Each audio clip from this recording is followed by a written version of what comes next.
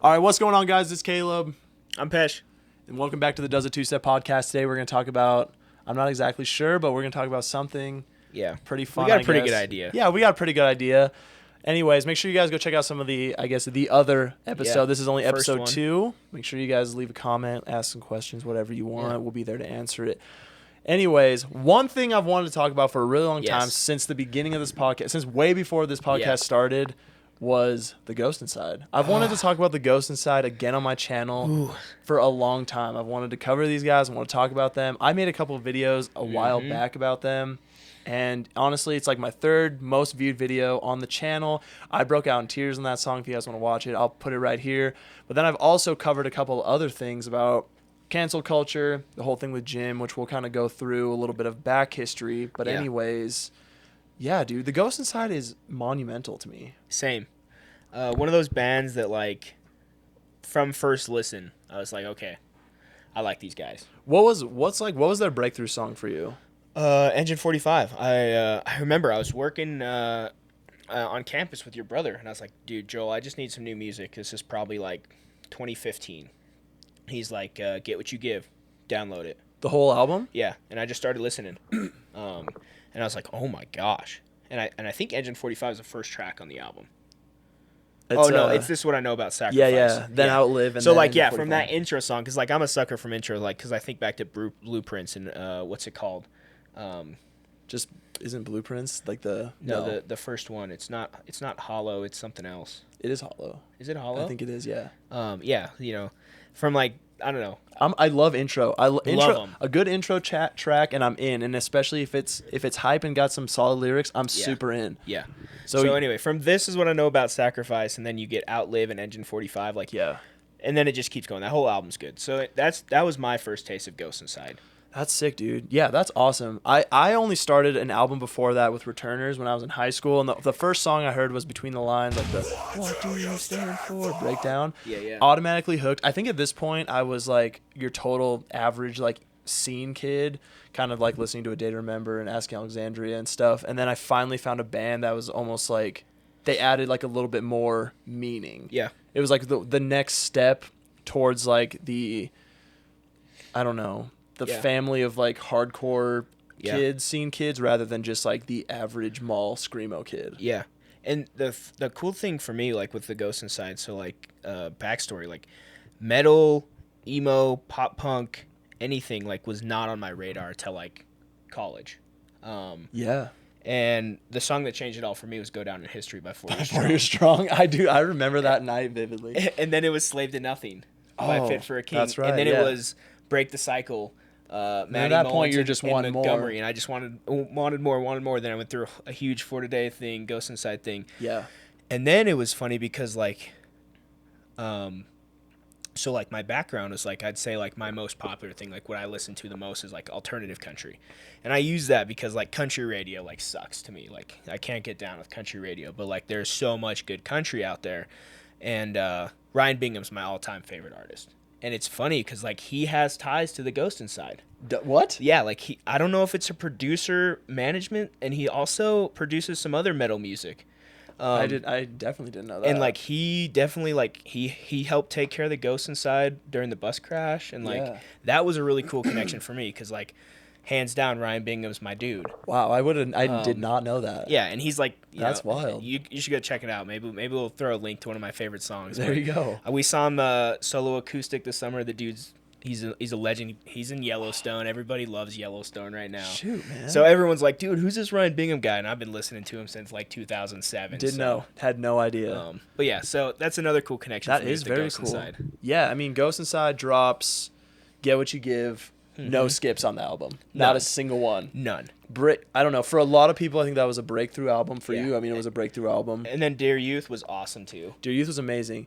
I mean, yeah, I liked them. And then I ended up seeing these guys literally in a bar one time, playing in front of like 20 people.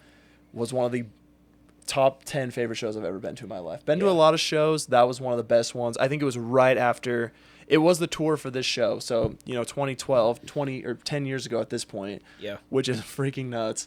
Love those guys. So then they dropped Dear Youth. No skips. Yep. None. Terrific album. I mean, you were talking like, these are big numbers too. Yeah, Mercy, one of the Avalanche. greatest songs I've ever heard. Avalanche, 13 million streams on Spotify, which is absolutely nuts. And then we got the bus crash. I think a lot of people are familiar with the bus crash. 6 years later, they finally drop another album. But during that bus crash part, they got an award from, I think, the AVPs or something like that. But they got an award for the most supportive fan base. Yes. And that's big. You go on a big hiatus like that to see all the support you have is pretty wild. Yeah. So then they drop their new album. The next day, they literally get canceled. Yeah. Or at least Jim gets canceled for some other crap. I'm not even going to really get into it. I did another video on it. You can go check it out. But, I mean, it was crazy. I listened to it at midnight. I was so stoked for the album. I was writing my very first album review. All this other stuff came out, scratched the album review, and I talked about the cancel. Yeah. It sucked, dude. Yeah. And I think the big point is, the way you worded it when you called me, you were like, I forgive the ghost inside. Mm-hmm. And, Jim's back in the band. They're the full band again. For me, I forgave them. It's fine. But it was almost like I was going through like a weird breakup with them. Yeah. Yeah. So like my experience was, it just put a bad taste in my mouth initially.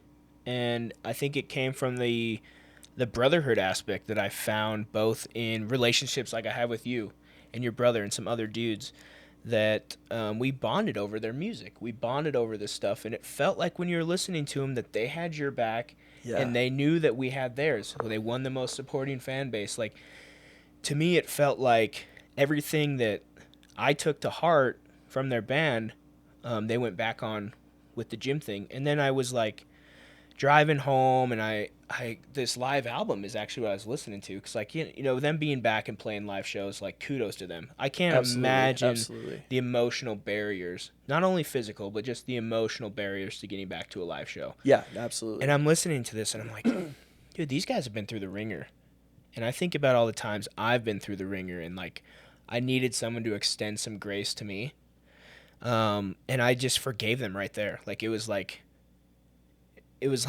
I was almost hating on them for something that I was doing to them, like as a fan. Yeah. These guys are stupid. Like they canceled a brother, but it's like, no, I canceled them too. Right. And that's not right. Two wrongs don't make a right here. That is true. And so it was a great healing process for me, because I was like, now I can like listen to their music again. Yeah. It was just such a weird thing. I mean, I went from like, they dropped Aftermath early, right? Yeah.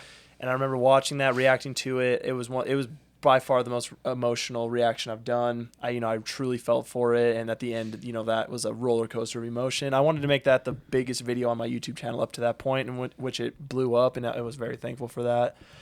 And then it almost just like got stripped away so hard that I was like, I was skipping their songs on Spotify, and not because I was mad at them.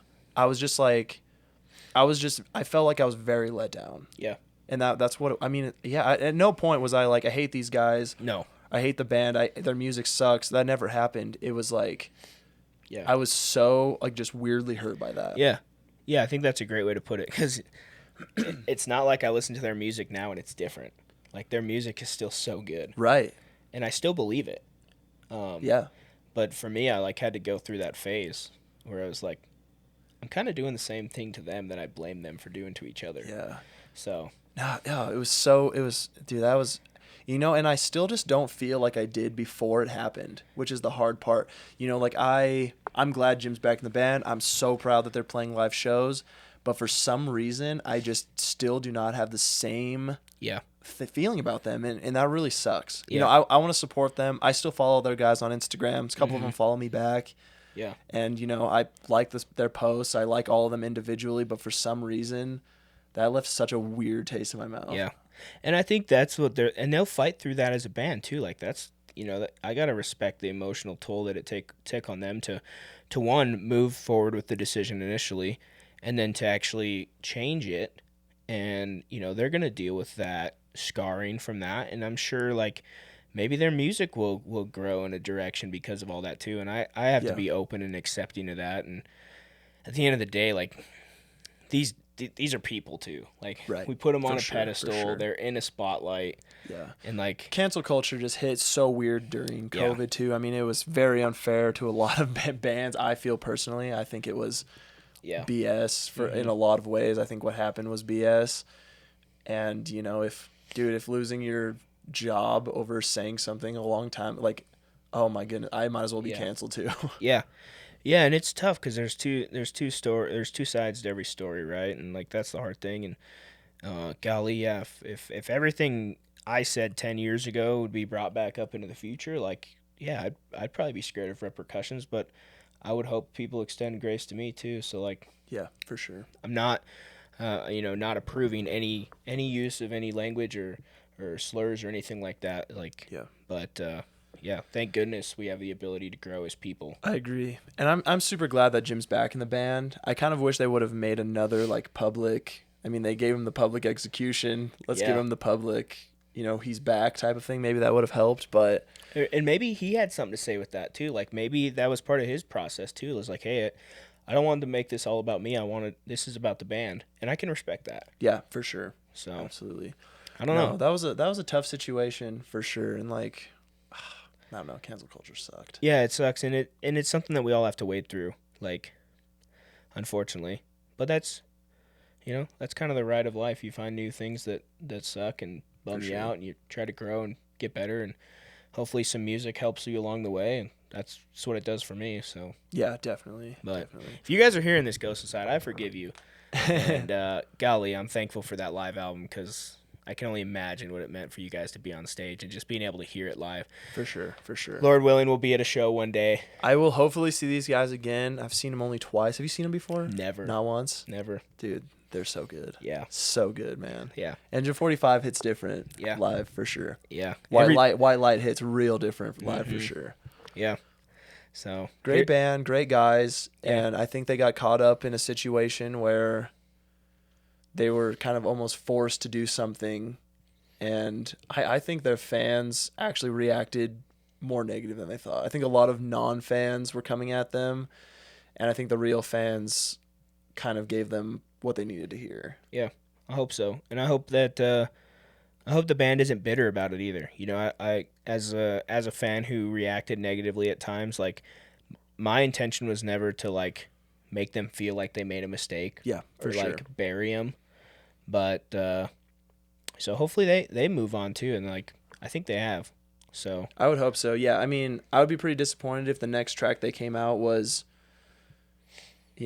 expressing a lot of anger towards the situation instead of we need to stick to our guns and, really stick to what we've been saying in our music the last 10 plus years. Yeah. Which is not bitterness and hate at all, I would say. No. Triumph over tragedy, right? Absolutely, man. I still got to get that Life Swinging Hard, but I'm swinging harder tattoo. I got to get one. Yeah. You know what? I totally will get one. All right, let's do it. We'll share it on the podcast. You know what? If the Ghost Inside member even says a single thing to us about this, we'll get one. It'll be the next tattoo I get. We'll text Dan tomorrow. I will literally text him, and then we will film the entire thing. Yeah. The next podcast will be me in the chair. I won't be saying anything because I suck at getting tattooed. So funny side note, Caleb and we both get tattooed by the same guy, and we've never been tattooed by anybody else. I've been tattooed by 2 other people. Well, okay. But yeah. No, I mean, my first tattoo. Yeah, you had a house tat, right? I got a house tat. Second tattoo was from this other lady. Got it covered up. Yeah. The last 10 years have been from Dan. Yeah. So yeah. Fair. I'm year 9 of Dan. And shout out Dan Callahan. Yeah, Dan Callahan, the tattoo man. Paper Sack Ink. He's the man. So, anyways, that's more. You're learning more about us. There you go. Anyways, dude, the Ghost Inside. Love those guys. Yep.